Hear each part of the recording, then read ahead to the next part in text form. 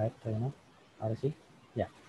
Gracias a todos los que se conectaron para esta nueva charla de, de Circuito Sur con un invitado muy especial. Algunos ya lo conocen, pero otros de los presentes no lo conocen todavía.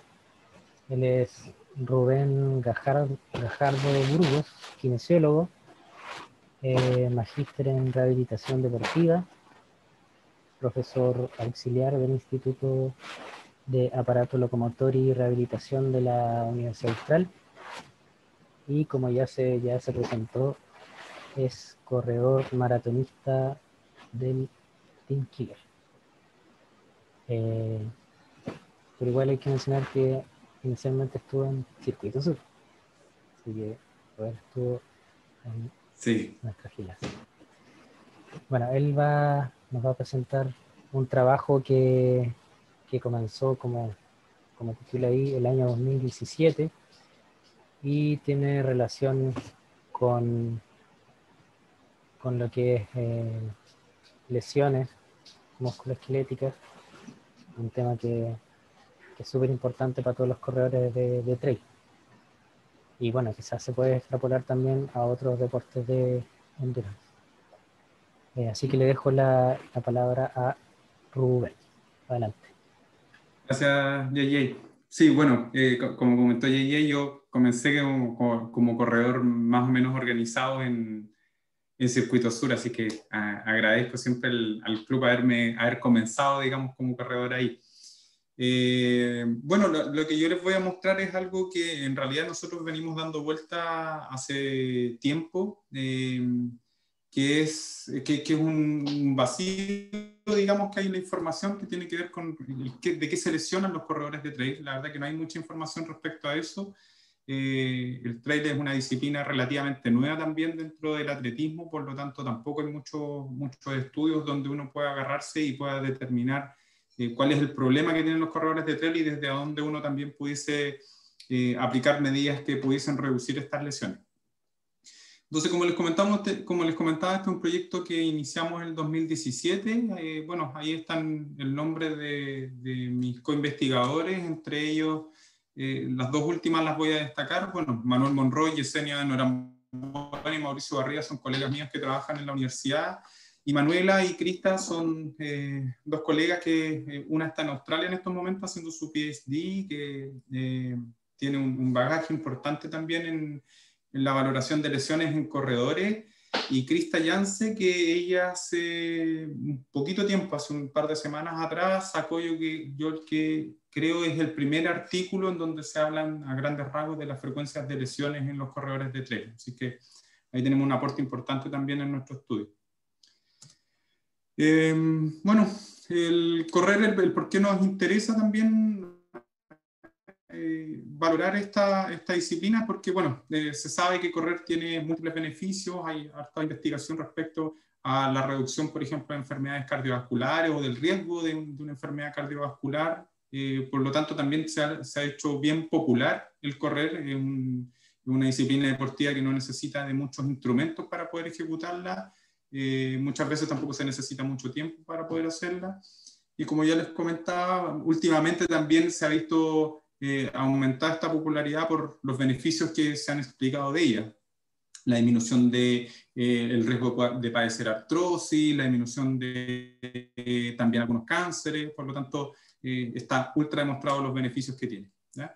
Y como ya también les comentaba, no hace mucho tiempo, de manera masiva, ya hace bastante tiempo el trail running ya se viene realizando, pero de manera masiva hace no mucho tiempo, que son estas carreras pedestres que, bueno, todos ustedes hacen y ya saben las características que tienen ellas.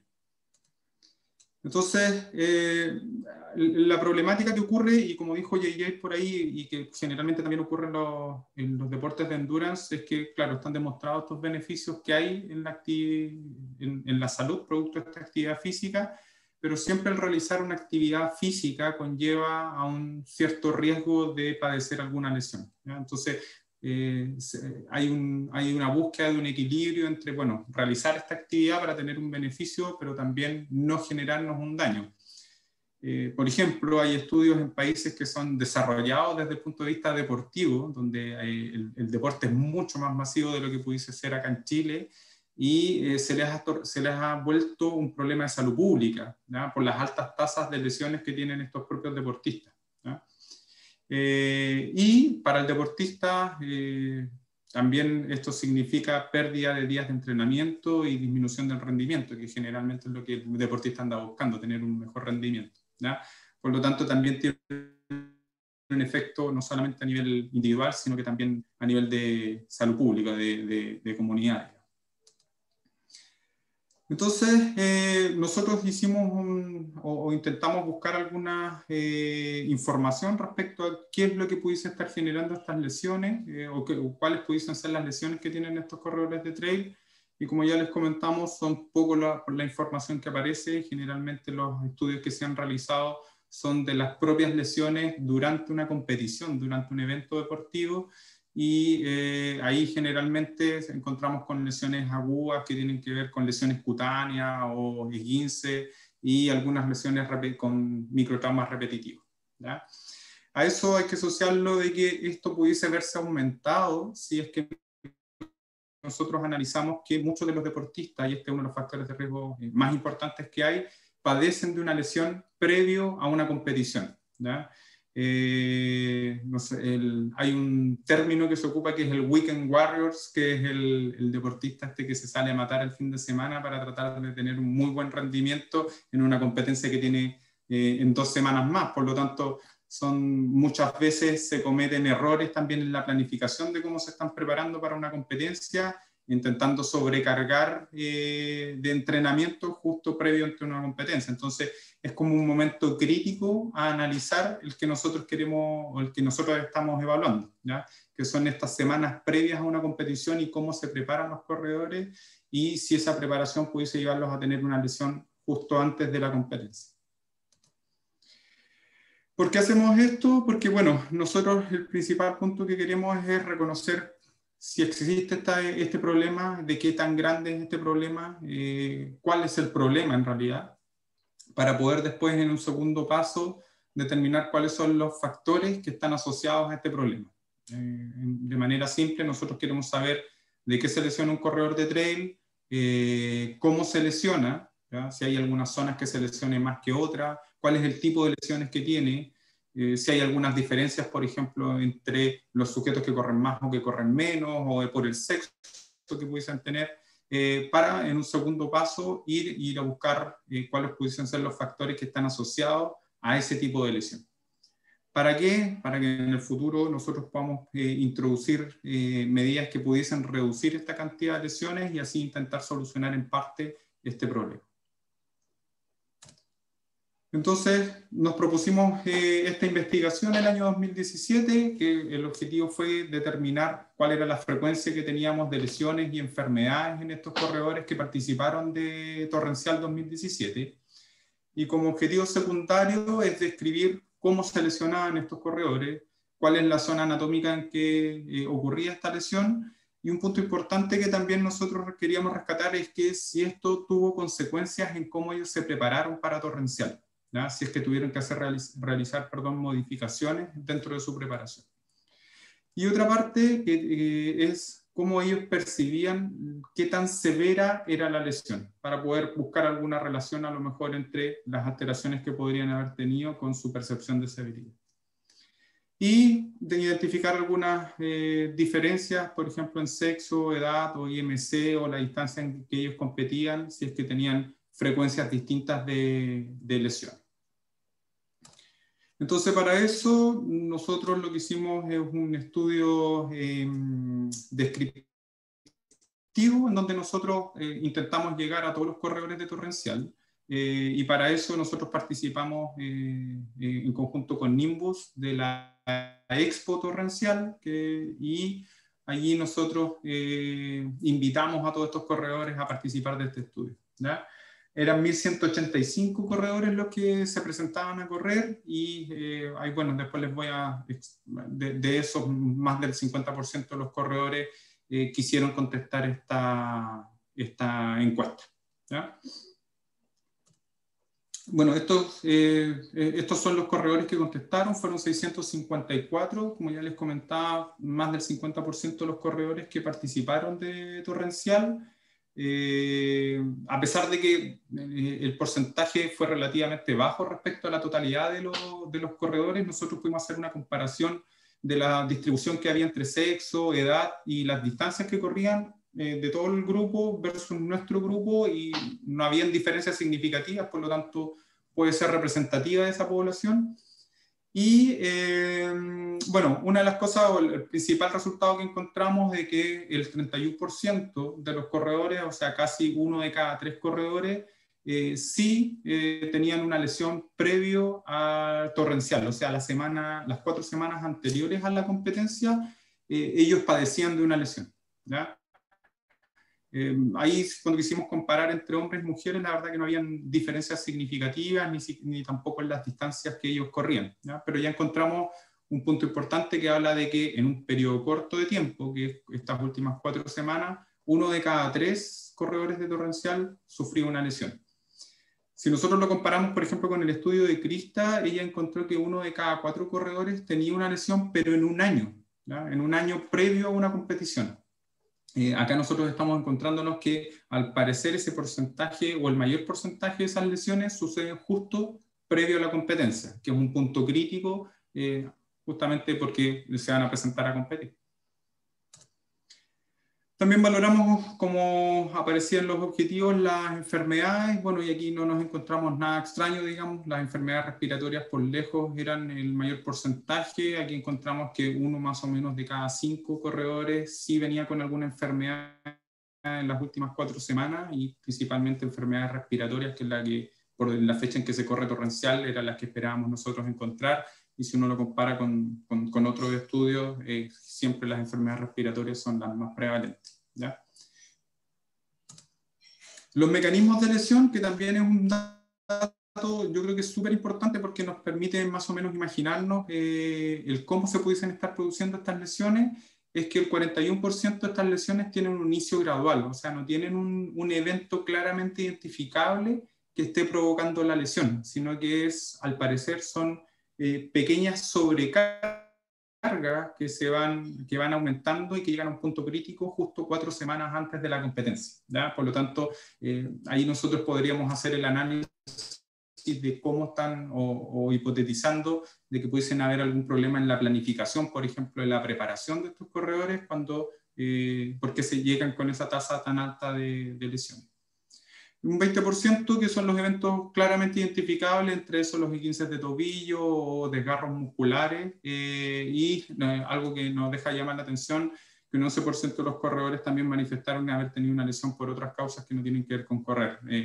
Aquí también nosotros, cuando posteriormente hicimos un análisis con los corredores a través de otro estudio, nos encontramos que un porcentaje importante también hace otros deportes, ¿ya? Por lo tanto, muchas veces se lesionan haciendo otro deporte, y por ahí está ese 11% que aparece ahí.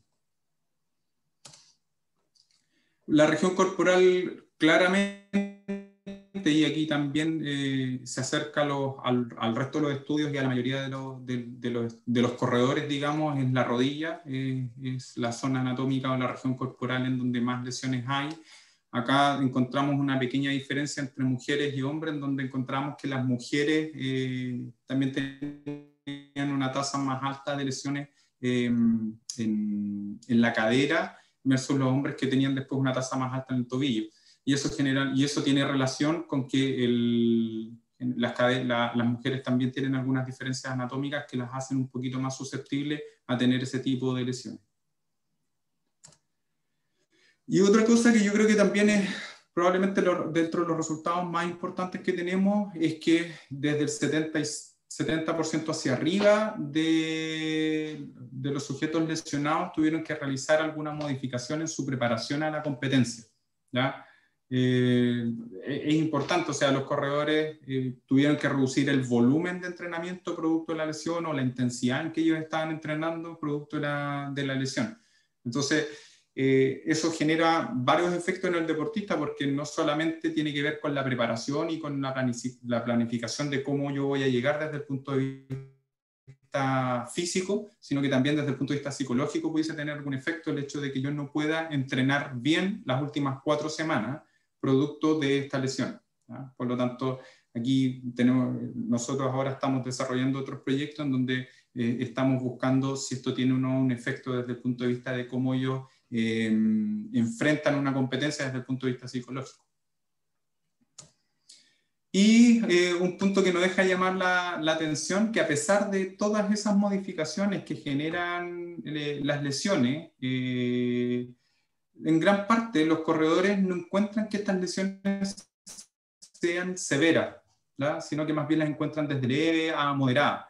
Y eso también tiene que ver porque la mayoría de las lesiones, como ya lo habíamos visto en algunas diapositivas atrás, tienen relación con estas lesiones que van de a poco progresando dentro del deportista. Entonces, son como ese dolorcito con el cual convivimos generalmente cuando nosotros salimos a correr y que en algún momento me genera una exacerbación, pero que yo entiendo de que es esa misma lesión que anda dando vueltas desde hace bastante tiempo. Entonces, como que pierde un poquito esa percepción de qué tan grave pudiese ser esta lesión, ¿ya? Ahí nos encontramos también de que un 4% de los corredores manifestaba que la lesión había sido tan grave que no les permitió correr en torrencial.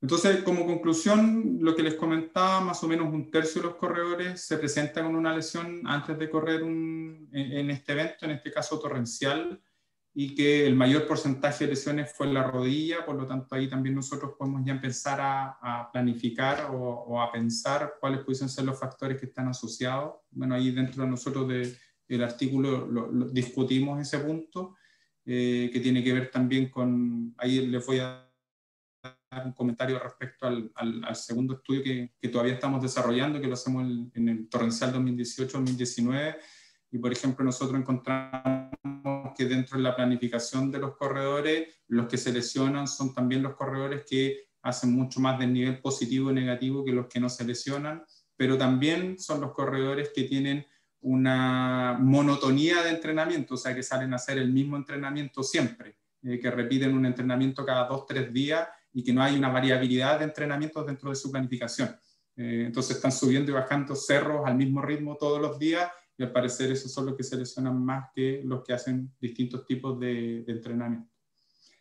Y que a pesar de que los corredores, la mayoría manifestaron de que no eran importantes o no eran graves sus lesiones, sí estos mostraban un claro efecto dentro de su planificación de entrenamiento. ¿Ya? Sí modificó su planificación en esas últimas 4 semanas. ¿Cuáles son las proyecciones? Bueno, el reto de que nosotros conozcamos estas lesiones más prevalentes nos va a permitir desarrollar, como ya les comentaba, buscar estos factores que están asociados, estos factores de riesgo, y así buscar sistemas que permitan disminuir esta cantidad de lesiones. Y como ya les comentaba, producto de esto, nosotros hemos seguido trabajando con Nimbus durante el año 2018 y 2019. La idea también era continuar en el 2020, en donde lo que nosotros estamos haciendo en estos momentos es revisar el entrenamiento que los corredores tenían para torrencial. Nosotros les solicitamos el acceso a sus datos de GPS y pudimos hacer un estudio retrospectivo respecto a cómo ellos preparaban torrencial y comparar a los sujetos que llegaron y que no llegaron lesionados. Y además también les hacemos un seguimiento mensual respecto a si se están lesionando o no se están lesionando. Y como ya les comentaba preliminarmente, yo creo que los datos más importantes es que los corredores que se lesionan son monótonos en su entrenamiento, no tienen, eso habla también de la planificación, de una planificación o de no una buena planificación de su preparación. Son los sujetos que salen, como les comentaba, a correr lo mismo, la misma distancia, al mismo ritmo, sin hacer modificaciones de eso. Y lo otro, que también es esperable, pero que a lo mejor no es muy controlable, es el del nivel positivo que tienen los sujetos al entrenar. O sea, entre más de nivel positivo, hay una correlación directa entre un aumento de la frecuencia de lesiones en los corredores. Pero bueno, si nosotros estamos corriendo en cerro, no podemos evitar el nivel positivo en ese tipo de carreras.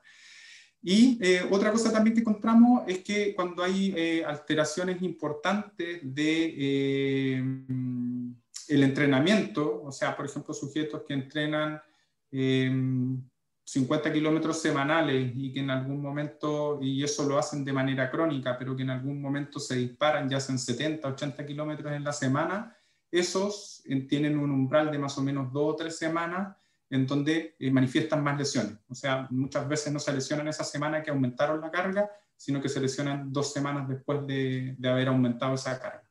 Entonces también hay que tener ojo con estos cambios bruscos de entrenamiento, sobre todo ahora que estamos pasando por un proceso en donde probablemente estamos todos entrenando mucho menos de lo que entrenábamos y que, no sé, pues que no pase que nos vacunemos, que se termine la pandemia y salgamos a correr los 70, 80 kilómetros semanales que corremos prepandemia, ¿ya? Entonces hay que tener ojo porque eso también es un riesgo importante para padecer lesiones.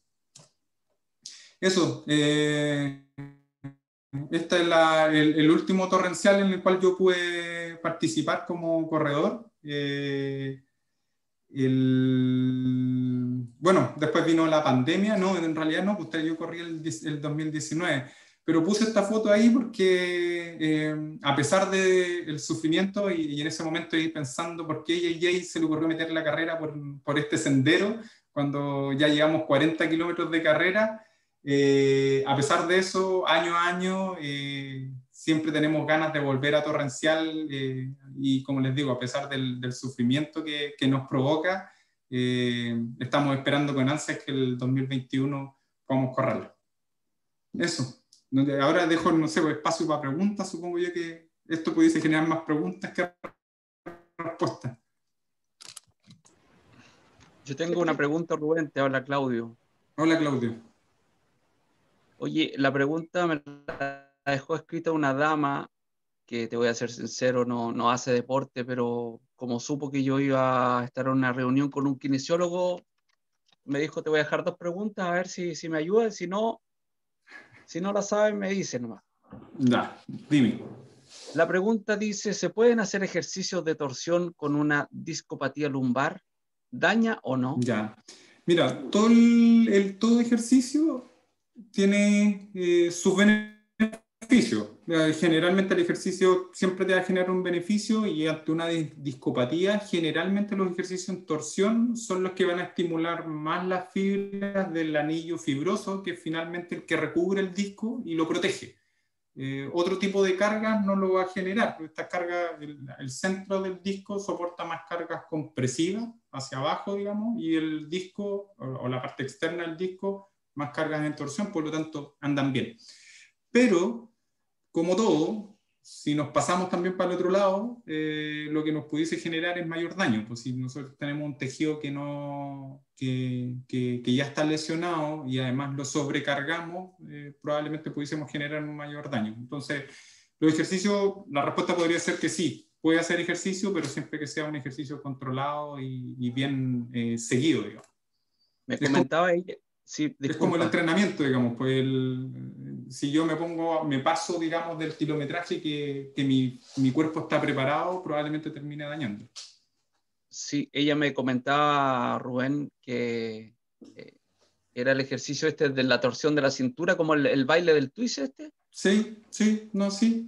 Mira, generalmente nosotros, por ejemplo, bueno, yo hace rato ya que no trabajo con ese tipo de lesiones, pero, por ejemplo, una de las cosas que uno pudiese hacer es partir con ese ejercicio, pero con baja carga, entre comillas, partiendo en sedente, sentado, y hacer el ejercicio de hacer las torsiones, no hacerlo con toda la carga que es en bípedo. Entonces ahí disminuye un poquito la presión sobre el disco. Pero como te digo, hay cientos de ejercicios que se pueden realizar, pero no hay una contraindicación de un ejercicio, por ejemplo, de torsión. Ahora, también dentro de las discopatías hay un margen amplio de cómo clínicamente se podría presentar. O sea, si ella, por ejemplo, me dice que sabes que yo tengo un dolor, pero esta discopatía también me está generando un dolor que se me va hacia la pierna, en realidad y a lo mejor hay que disminuir la carga y hay que hacer ejercicios más sencillos para poder mantener esa condición y una vez que ya esté preparada, poder seguir haciendo los otros ejercicios. Pero esto yo siempre lo he asociado, el trabajo con las lesiones, mucho a cómo se prescribe ejercicio para poder entrenar, a un entrenamiento. Hay que partir de a poco para ir construyendo y poder haciendo cosas más intensas. Sí, te entendí que pueden haber varios ejercicios para esta discopatía. Ahora, ¿algún ejercicio para no hacer para esta discopatía lumbar? Es que por eso te digo, no hay un ejercicio prohibido tampoco, porque clínicamente las discopatías tienen es muy amplio, digamos. Generalmente hay ejercicios que van de menor a mayor intensidad y uno empieza a trabajar con eso. Digo, prueba, a ver, este ejercicio lo haces, sí, no te generó algún problema, te irritó la zona, no, bueno, avanzamos al siguiente y así, pero no hay ninguno que sea prohibido. O sea, si a ella no le duele, puede hacer todo, no hay problema. La discopatía es un diagnóstico muchas veces que no necesariamente la lesión está relacionada con la respuesta clínica.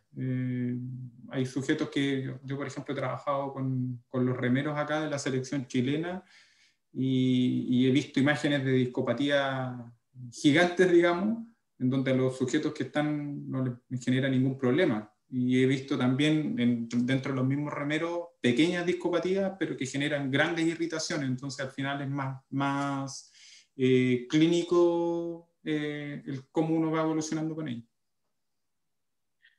Ok, y la última pregunta, Rubén, me dice, ¿cómo recuperar al 100% de un esguince de codo grado 3 con luxación y desprendimiento de ligamento y microfractura? Chuta, ya. Y mi pregunta es, ¿y cómo se recuperó ella de eso? Mira, a ella le ocurrió un accidente aquí donde yo vivo. Ya. Cayó Lo que mal. pasa es que, claro, es que así con esos antecedentes, claro, también hay que tomar en cuenta cómo fue el proceso de recuperación, porque eso puede llegar a ser quirúrgico, digamos. Pues, si tuvo una avulsión en su lesión ligamentosa, ese desprendimiento de donde se inserta el ligamento, ahí habría que ver cómo fue ese proceso, pero y si ese proceso se hizo correctamente, debería poder llegar a recuperarse al 100%. Lo que muchas veces se queda limitado en el codo, en lesiones graves, digamos, es la extensión de codo. Llegar a poder estirar completo el codo, muchas veces no se recupera. Pero sí, disculpa, me comenta, dice, lo siente inestable y tirante al estirar. Sí, pero eso es como es la parte más compleja, creo yo. Por dos razones, porque el bloqueo de la extensión de codo está en parte asociado al hueso, entonces si el hueso no está bien, va a ser difícil estirar el codo. Y lo otro, porque la mayoría de las acciones que nosotros realizamos en la vida diaria no estiramos completamente el codo. Nos llevamos cosas hacia nosotros y eso necesitamos más flexión de codo, entonces es más fácil que se recupere eso, producto de cómo nos movemos, a que se recupere completamente la extensión de codo, porque muchas veces, la mayoría del tiempo, nosotros no extendemos completamente el codo, entonces también tiene que ver con la frecuencia en que nosotros hacemos la actividad. Pero como te digo, esto todo depende de muchas variables. No le podría decir yo, si no la conozco y no la he evaluado, se va a recuperar el 100%. Ok, Rubén, te pasaste. No, Rubén, yo. Hola. Oye, hola. Muchas gracias por tu tiempo, por la bonita presentación que hiciste. Y sabes que me llamó la atención y me interesó algo que dijiste al principio, cuando hablaste de los beneficios de esta práctica. Y hablaste de que practicar running te puede disminuir enfermedades como la artrosis. Te quería preguntar si tenías datos, investigaciones que respalden eso. Justo te quería comentar porque yo tengo artrosis y justo ahora me pusieron una prótesis en la cadera izquierda. Y yo siento que, bueno, yo tengo 2 hermanos menores que tienen prótesis muchos antes que yo, muchos años antes que yo. Entonces yo siento, y eso quiero que me lo expliques con la información que tú tienes, que el deporte a mí precisamente me protegió, pues yo siendo la mayor fui la última en tener esta prótesis de los 3, y yo creo que me afectó mucho este tiempo en que no tuve actividad, pues, desde de la pandemia, sentada haciendo clases, ¿cachai? Yo creo que eso agudizó. Entonces, me hizo sentido lo que tú dijiste, no sé qué datos tienes. Sí. No, mira, sí hay datos. Mira, no me acuerdo el número exacto, pero ponte tú, hace un año atrás, en una corte grande de población, digamos, ellos determinaron el riesgo relativo que había entre tener artrosis o no con corredores. Y dividieron en 3 a esta población, a este corte, que eran los sujetos sedentarios o inactivos, los corredores amateur y los corredores profesionales. Los corredores, los que tenían menos riesgo de padecer artrosis, que tenían un riesgo, creo que era un riesgo relativo como de 1,3, eran los corredores amateur. Después ya se disparaban, que eran los sedentarios, que tenían un 11, y algo, y al final los que tenían más riesgo son los corredores elite, ¿ya? Pero ahí estoy hablando de sujetos que corren 200 kilómetros semanales, no, son otro tipo de sujetos, que esos tenían un riesgo mucho más elevado, no recuerdo ahora si era 14 o 15 era su riesgo relativo.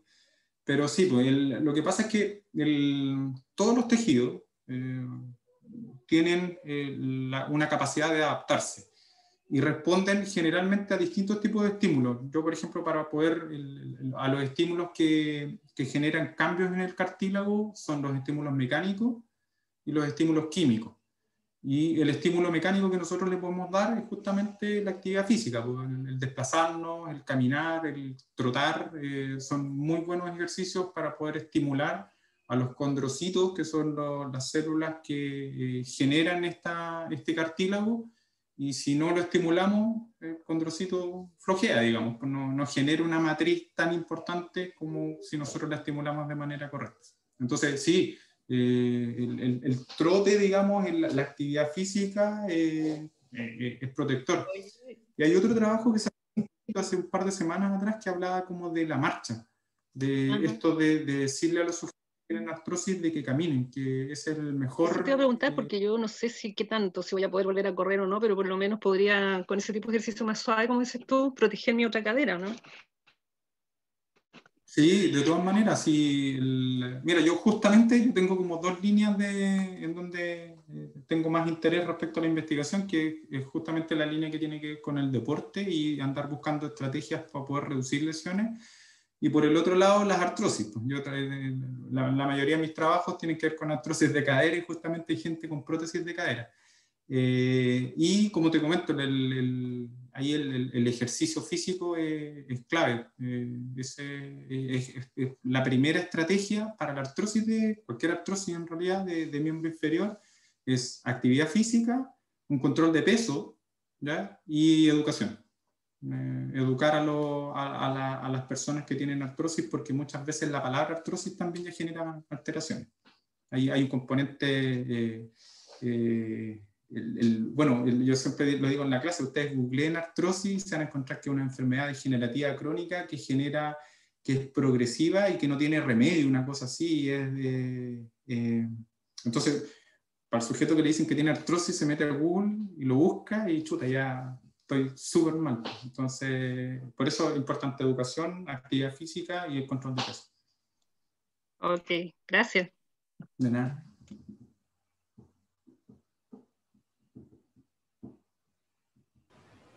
¿Alguien más tiene preguntas?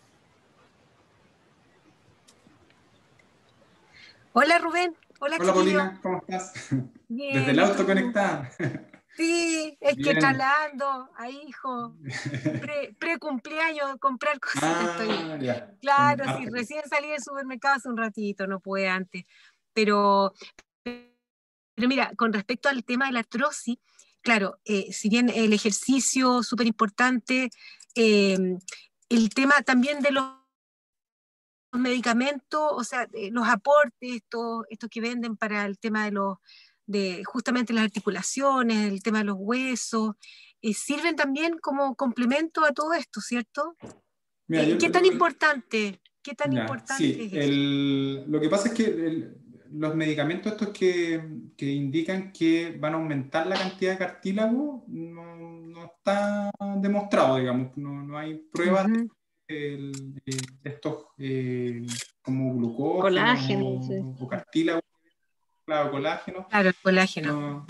No está demostrado de que sirvan. Sí, ahí por eso la primera línea siempre, y eso está como súper bien estipulado, que es la actividad física, la educación y el de peso. Y como segunda línea, o sea, si esto ya no resulta, artrosis sintomática, o sea, sujetos que les duele la cadera, les duele la rodilla y que ya la intensidad del dolor es poco controlable, ahí reciben un tratamiento farmacológico. Y ahí también este tratamiento farmacológico también tiene etapas, pues, o sea, pasamos desde el típico paracetamol hasta opiáceos, digamos, Yo voy en tramadol, güey. Claro. Y como ya tercera medida es la de la llana ya, o sea, de ya una resolución quirúrgica. Pero claro, la primera línea es la actividad física, ¿no? Y también tiene que ver harto con educación, justamente la parte sintomatológica, por el control del dolor, tiene harto de un componente como cognitivo, emocional, psicológico, entonces la educación también es súper importante en ese punto, el cómo uno puede automanejar ese dolor. Exacto. Hace poquito en una revista británica hay un grupo danés que están trabajando fuerte en artrosis de cadera, no en sujetos con prótesis, sino que en sujetos con artrosis de cadera y de rodilla. Y ellos, por ejemplo, también pues, dentro de sus trabajos han podido mostrar que los sujetos que están en este estadio 2 con fármacos les han podido disminuir la cantidad de fármaco o el tipo de fármaco producto de la actividad física, porque la actividad física también tiene un efecto analgésico. Entonces, bueno, siempre está el sesgo de con quién están hablando, pues yo soy kinesiólogo y soy promotor del ejercicio físico como método de rehabilitación. Probablemente si hablan con a lo mejor un médico o un traumatólogo, probablemente les va a decir que es la cirugía o a lo mejor les va a decir que es el fármaco. Yo en realidad tengo el sesgo de que soy kinesiólogo, parto con eso. Claro. Oye, dos preguntitas que se me quedaron, si te las puedo hacer. Una, ¿en qué casos, por ejemplo, estaría como contraindicado si una persona tuviera artrosis el ejercicio, o el trote más que nada, o el rebote? Ya, sí, esa es buena pregunta. Y es parecido a lo que le comentaba Claudio, esto es persona dependiente, digamos. Pues, acá siempre hay que incentivar a que haga actividad física. La intensidad, cantidad de esa actividad física es la que hay que aprender a regular. Y eso es lo interesante, digamos. O sea, si usted caminar 100, 200 metros y no le molesta, bueno, intentemos caminar 300 metros y a ver cómo nos va. Si yo después de metros, los signos son generalmente como los signos de control, es que, bueno, yo mientras estoy caminando, estoy haciendo la actividad física, me duele, o termino con dolor. Termina la actividad física que yo hice y después llego a la casa, me duele la cadera, o a la mañana siguiente, me dolió. Entonces nos pasamos de la raya con esa prescripción y hay que bajar un poquito, pero siempre hay que hacer alguna actividad porque el dolor, bueno, y el proceso inflamatorio que viven las articulaciones generan atrofia muscular, y no solamente por el desuso, sino que también porque generan una inhibición neuromuscular. El nervio, digamos, que activa el músculo no es capaz de activarlo de buena manera, producto del proceso inflamatorio y del dolor. Entonces, aunque el sujeto haga actividad física, siempre el músculo se va a estar contrayendo más o menos, ¿no? Entonces, si no lo hace, mucho peor, y eso es como un círculo vicioso que genera mayor alteración en la articulación. Si yo no tengo un grupo muscular que me ayude a mantener esa articulación como firme. Esa articulación va a estar dando más vueltas que la que da y va a estar generando más daño. Entonces, por eso, ejercicio. O sea, pero en ese caso es bueno el fortalecimiento más específico a nivel muscular o combinarlo, por ejemplo, no sé, por el cuádriceps, isquiotibial, glúteo, trabajar también de forma localizada, o sea, fortalecimiento específico de grupos musculares. Sí, ahí los claves, tanto para artrosis de cadera como de rodilla, son glúteos, tanto glúteo medio como glúteo máximo, ¿ya? O sea, los ejercicios de separar la pierna, de abducción, y los de extender la pierna, de ir hacia atrás, digamos. Son dos músculos que se inhiben mucho, y el cuádriceps. Ese también, independiente que la artrosis de cadera o de rodilla tienen cierta relación que hacen que esos dos grupos musculares se inhiban. Y lamentablemente la musculatura antigravitatoria es una musculatura que nos eleva, digamos. Entonces, hay que trabajarlo porque además, si lo proyectamos a sujetos que después van a ser adultos mayores, esa es la musculatura que los protege que se caigan, que es la principal causa de mortalidad en los adultos mayores. Entonces, es clave. Esa ahí hay que trabajar sí o sí. Y ojo, sujetos con o sin probabilidad de artrosis, se lo recomiendo para el futuro. Eso hay que hacerlo. Y el correr trabaja muy bien esos grupos musculares. Ya. Gracias. Gracias por la respuesta. De nada. Oye, pero impresionante la cantidad de gente. Me he dado cuenta que mucha gente está con artrosis, sobre todo de cadera. Y tengo varios conocidos que han sido operados últimamente de cadera, justo ahora en pandemia. Entonces, yo tengo un par, como 2 o 3 conocidos que lo han operado en este periodo. Hay varios factores ahí que dan vuelta, pero sí, pues la cadera, la artrosis la más prevalente es la rodilla. Y la cadera viene en segundo lugar, pero también hace tiempo atrás hubo un boom de los pinzamientos de cadera. Antiguamente no existían, ahora se encontró un hallazgo, digamos, radiológico en donde uno puede decir que hay un pinzamiento de cadera y eso pudiese llevar a artrosis, entonces como que hay un boom de las alteraciones de cadera. Ya, gracias, ya no pregunto más. De nada, no, sí, no hay problema. Gracias. Yo quiero hacer una pregunta, volviendo un poco al tema de tu investigación de torrencial. Del estudio. Del estudio, sí. Primero, bueno, esto es una foto, ¿cierto?, de lo que pasó en 2017. Tú hablaste de que estabas trabajando en 2018 y 2019. No sé si hay algún tipo de variación del comportamiento de la muestra respecto a las lesiones. Ya. No, mira, porque, bueno, es que nosotros lo que hicimos el 2018-2019, variamos un poquito el estudio porque, entre comillas, ya le sacamos la foto a cómo se comportan los corredores, y aquí el Krista, que se unió hace poquito al equipo, también nos ha ayudado harto porque ella también está haciendo investigaciones en Sudáfrica. Ella tienen varias fechas, parece, o tienen un par de fechas como la Serie Mundial de Trail, y ahí ella ha podido investigar, y además ella tiene otras investigaciones con poblaciones mucho más grandes. Entonces parece que la foto está más o menos descrita. Los sujetos son las lesiones de rodilla, son estas lesiones que tienen un inicio gradual, ¿no? Las principales lesiones no son estas lesiones que yo corro y me hizo el tobillo. ¿Esta foto es extrapolable entonces a otros países? Sí, es que claro, nosotros hasta no hace mucho tiempo no lo sabíamos, porque nosotros pensamos que era el primer estudio que hacía esto. Habíamos visto otros estudios que seguían a sujetos mientras entrenaban, y también seguían siendo más o menos las mismas lesiones. Los resultados siempre han sido la rodilla, por ejemplo, que es la que más se lesiona. Y Krista publicó hace poquito, como te digo, hace un par de semanas salió el artículo de Sudáfrica. Y yo diría que es más o menos la misma foto que tenemos nosotros, es muy parecido. O sea, nosotros tenemos las mismas proporciones también de lesiones en las mismas zonas anatómicas, es muy similar a lo que nosotros tenemos. Entonces, probablemente los corredores de trail tienen un perfil similar también en cuanto a cómo se están lesionando y qué zonas se están lesionando. Y además, el perfil también es parecido a los corredores de calle. Si los corredores de calle también se lesionan principalmente en la rodilla o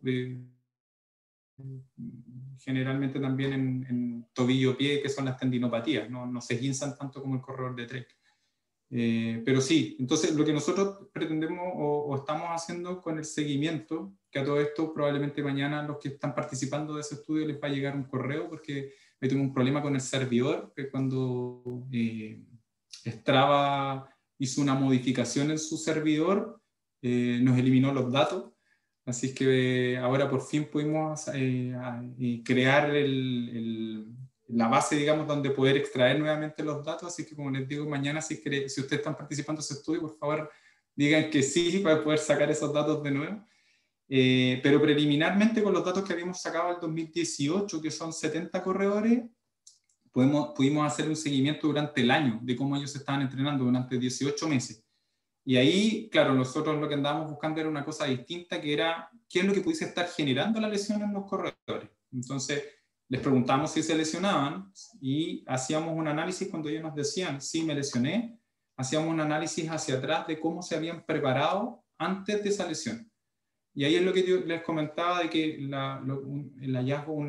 primer hallazgo, digamos, que encontramos que era importante, es que los corredores son monótonos, los corredores que se lesionan. Son sujetos que cada 48 horas están repitiendo un entrenamiento. O sea, yo salgo a correr 10 kilómetros a 5 al 1000 y eso lo hago día por medio. Entonces ese sujeto, cuando de repente lo apretan, se lesiona.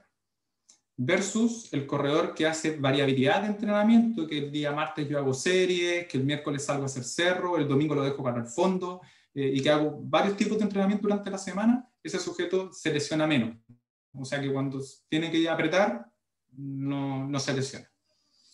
Y lo otro era que los sujetos, nosotros hicimos un análisis como de entrenamiento crónico versus entrenamiento agudo. O sea, calculamos cómo era su entrenamiento las 4 semanas anteriores a la lesión y la comparamos con la última semana de la lesión. Y esas eran con ventanas móviles, por lo tanto dentro del año teníamos un montón de ventanas de análisis. Y ahí encontramos que los sujetos que de repente tenían cambios bruscos en su entrenamiento, o sea, lo que les comentaba, por ejemplo, yo entreno 30 kilómetros semanales y llevo entrenando eso por 8 meses y de repente un día se me ocurrió hacer 70 kilómetros en la semana. Ese cambio brusco también al sujeto lo dejaba expuesto a tener lesiones, no esa semana, sino que en las 2 semanas siguientes. O sea, el sujeto después volvía a correr 30, pero ese pic que había generado lo dejaba, entre comillas, medio tocado para poder tener una lesión después. Entonces, ahí yo creo que es destacar también el rol que tiene el entrenador y la planificación del entrenamiento, porque una de las cosas no solamente es mejorar el rendimiento, sino que también es, al mejorar el rendimiento, hacerlo sin tener riesgo de lesión. Entonces, estas progresiones de cómo ir evolucionando en cuanto a los kilometrajes, y no solo el kilometraje, porque esa era la patita que le andamos buscando, sino que son las intensidades y la particularidad que tiene el trail, que es el ascenso, digamos, la pendiente. Que ahí nosotros lo que estamos trabajando es con la fórmula antigua que tenía Strava para poder determinar la velocidad por pendiente, que como que la adecúa a una recta, que ahora ya no aparece en el RAP Strava gratuito, el RAP. Entonces nosotros estamos trabajando en nosotros crear el RAP para poder identificar esos cambios que pudiesen ser tanto en nivel positivo como negativo. Y desde ahí buscar si es que esas alteraciones en la intensidad pudiesen influir. Para eso soy incapaz de hacerlo, eso lo hace una ingeniera, no lo hago yo. Sí, me imagino que son muchos datos, sí. Big Data que se llama. Y la última pregunta que tenía es, claro, no sé si lo mencionaste, pero ¿hay alguna diferencia en la frecuencia de lesiones a distintas distancias? Por ejemplo, los que corren 10K se lesionan más que los que corren 60, por ejemplo, o al revés. No, sí, nosotros teníamos esa hipótesis y por eso la buscamos, pero no encontramos diferencia ni en sexo ni en distancia que ellos iban a participar en la competencia, y la otra variable que teníamos era la edad, que también podíamos pensar de que a lo mejor los sujetos a medida que iban envejeciendo tenían una mayor frecuencia, pero no es así. Y el IMC, el índice de masa corporal, o sea, la relación entre talla y peso, porque sí sabemos que el peso pudiese ser un factor, pero en este caso no, en la población que nosotros teníamos no había diferencia. Y en el estudio de Krista, ella también analizó algo similar y tampoco encontró diferencia. No encontró un factor que estuviese asociado. Y ella hizo un retrospectivo, o sea, además hizo el análisis, les preguntó a los corredores no por las últimas 4 semanas, sino que por el año. Y tampoco encontró diferencias entre los sujetos que corrían más o menos distancia. Ahora, otra cosa nada que ver, porque yo estoy trabajando ahora con otro grupo que están estudiando daño renal agudo en corredores de distancia. Y ahí sí que hay una relación en la distancia. Los sujetos que corren más son más propensos a tener daño renal agudo. Así que yo también me voy a ir a hacer un análisis después de la maratón, porque parece que lo duro que es te deja con algún dañito ahí. Bueno, yo después de hacer los 160, cada 3-4 meses me hago un examen de sangre de rutina y salió un parámetro súper alterado, que con mi médico de cabecera no sabíamos a qué se debía, porque bueno, está relacionado a las proteínas, exceso de proteínas. Sí, sí. Y finalmente probamos con dejar de correr nomás un rato y ahí se normalizó. Sí, no, sí genera bueno, nosotros porque andamos buscando eso, hemos encontrado estudios de sujetos que terminan con una randomiólisis y con diálisis, con la necesidad de diálisis, digamos, pero también es un porcentaje bajo de la población. Lo que pasa es que dentro de ese porcentaje, los sujetos que más aparecen son los sujetos que más distancia hacen. Ahí la frecuencia es mayor que los sujetos que corren baja distancia. Y sí, esta randomiólisis, que como, bueno, el típico dolor muscular de origen tardío, el DOMS, que ocurre 24 o 48 horas después de la lesión, es que es un daño de tejido, digamos, hay un daño dentro del músculo, y si ese daño es muy alto, te puede generar una alteración renal. Entonces, para los sujetos que corren mucha distancia, hay un riesgo un poquito más elevado. Ese es un factor asociado. Y la otra era, bueno, la hidratación en la carrera. Sujetos que se deshidratan en la competencia tienen más riesgo de padecer esta lesión renal. Y lo otro es la toma de antiinflamatorios, que también no hemos hecho ese estudio nosotros de estar preguntándole a los corredores si es que ellos se toman antiinflamatorios y qué cantidad de antiinflamatorios toman en la carrera. Hay otros estudios que lo han hecho y es importante, ¿eh? Hay harta gente que toma harto antiinflamatorio para que no le duela, pero eso sí también genera un riesgo elevado de daño renal agudo. Sí, conozco a varios que podrían dar ese dato. De hecho, te iba a decir que que ahora Torrencial como va a tener, o iba a tener los 100 kilómetros, que ahí se podría aprovechar también de hacer algún estudio. Sí. Bueno, nosotros teníamos el proyecto. Hay una colega que trabaja acá con la gente que se dializa, y nosotros queríamos tener preguntarle entre los corredores claramente si querían participar como voluntarios y valorarlos durante la carrera, o sea, estar en los puntos de abastecimiento y ahí hacerle unas pruebas pequeñas durante la carrera a ver cómo se iban modificando esos marcadores. Eso está súper interesante. Eso ha sido, y va a ser interesante por nosotros. Sí, por eso sí. Bueno, con este grupo, como les comentaba, de la Krista, la Manuela, tenemos hartas ganas de seguir trabajando con TREL, porque también es una población que poco estudia a diferencia de los corredores de calle, ha sido poco estudiada, entonces tenemos hartas ganas, y como digo, Krista además tiene la posibilidad de trabajar con estas series mundiales, entonces también tenemos ahí como hartas esferas en donde podemos hacer una investigación en corredores de trail. Podemos replicar cosas allá y acá, digamos. Estaría bueno. Eso es por mi parte, no sé si alguien más tiene consultas. Aprovechémoslo al máximo. No, yo aprovechar también de agradecer la invitación. Hemos tenido pocas oportunidades como para difundir esta información dentro de los corredores. Nosotros, una de las cosas que queríamos también era hacer difusión dentro de nosotros mismos, y el año, hoy ando medio perdido yo con esto de la pandemia, no sé si el año pasado o el antepasado, presentamos estos datos ahí mismo en la Expo Torrencial, presentamos los datos iniciales. Entonces, espero yo, el trabajo después de escribir el artículo se nos ha vuelto duro, hemos tenido ya un par de rechazos de este artículo, así que estamos tratando de mejorarlo. Así que espero yo pronto ya poder tenerlo listo, la publicación, y ya cerrar esta puerta para seguir avanzando con otras publicaciones, con otro tipo de estudios, digamos, ya ir enfocarnos ya en los factores de riesgo que también son interesantes de analizar.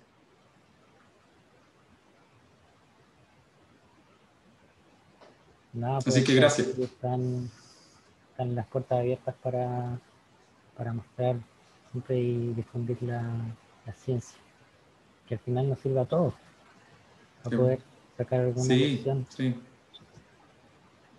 Ahora que lo ocupemos, eso es otra cosa, pero vamos a sacar lección.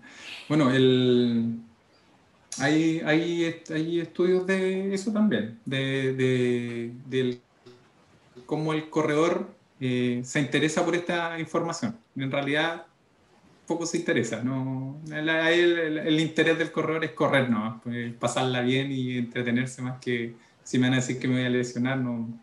Aparte que esto es un supuesto, no le estamos diciendo que se va a lesionar, sino que podría lesionarse. Entonces, al final hay una editorial por ahí en una revista que habla de que este tema solamente le interesa al equipo médico. No le interesa ni al entrenador ni a los atletas, porque en realidad ellos lo que quieren es mejorar el rendimiento y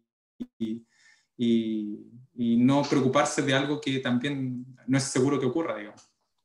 Oye, ¿puedo aportar algo ahí? Porque no creo que yo no creo que sea una falta de interés por parte de los corredores, sino que es un problema general de la ciencia, y es que la ciencia no está escrita para los pares, ¿cachai? No. Entonces, ningún corredor va a ir a leer revistas científicas, kinesiología, medicina, que es lo mismo que pasa en lingüística y en otras áreas. Entonces, esa es la labor de nuestra, ¿cachai? De cómo hacemos más ciencia aplicada, cómo hacemos más divulgación de la ciencia en el fondo, y que la gente pueda ver, en este caso, el beneficio que puede traer para el entrenamiento. Pues es una tarea nuestra, creo yo, la tuya. Sí, no, sí. Bueno, yo he trabajado, digamos, con algunos deportes y es complejo. Por ejemplo, hay entrenadores que llanamente te dicen, ¿sabéis qué? No quiero que le cuentes esto a los atletas, porque los atletas ahora van a entrenar con miedo. O sea, si yo les digo que no, mañana tienen que salir a hacer X actividad que es muy intensa y que los saca, digamos, de eso, chuta, es que me puedo lesionar. No, y hay entrenadores que nos han dicho así. Ahora, por ejemplo, hace poquito, nosotros dentro de un trabajo con estudiantes teníamos la posibilidad de trabajar con levantadoras de pesas, mujeres, porque hay información de que ellas tienen un riesgo elevado de tener problemas de piso pélvico, de tener, no me acuerdo el término ahora, pero de que como que se orinen levantando pesas. Entonces, pequeñas escapes de orina. Entonces, ellos, por ejemplo, nos comentaban de que sí, que habían levantadoras de pesas que se orinaban completas mientras ellas levantaban pesas y no tenían ningún problema. Entonces, también nos manifestaron, porque nosotros lo que queríamos hacer es como un estudio de prevalencia, determinar qué tanto existía este problema. Y nos dijeron, que eso le íbamos a generar un problema. Porque ahora la levantadora de pesas, en vez de levantar los 100 kilos, va a tener miedo de que en el futuro pudiese tener un problema de piso pélvico, entonces no va a levantar los 100 kilos, va a levantar menos. Entonces no estoy tan interesado en que ustedes le vayan a meter un problema que ellas desconocen. Y es así. Entonces sí, es complejo muchas veces, sobre todo en ambientes deportivos competitivos, hablar de reducir lesiones si en realidad lo que quieren es mejorar el rendimiento a toda costa.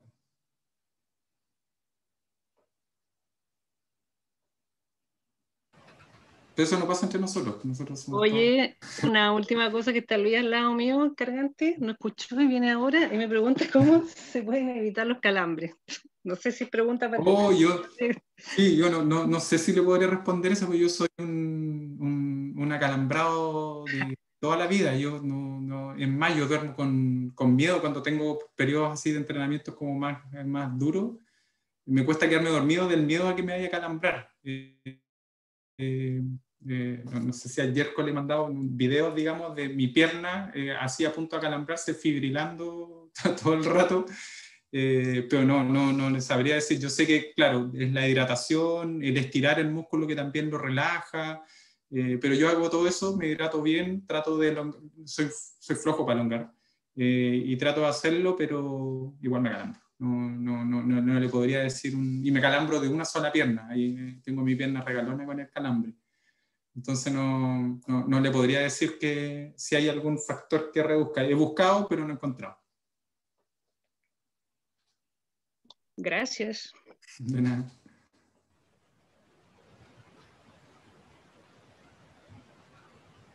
Bueno, si no hay más preguntas, yo creo que le damos las gracias a Rubén por su tiempo, por esta presentación, y voy a detener ahora la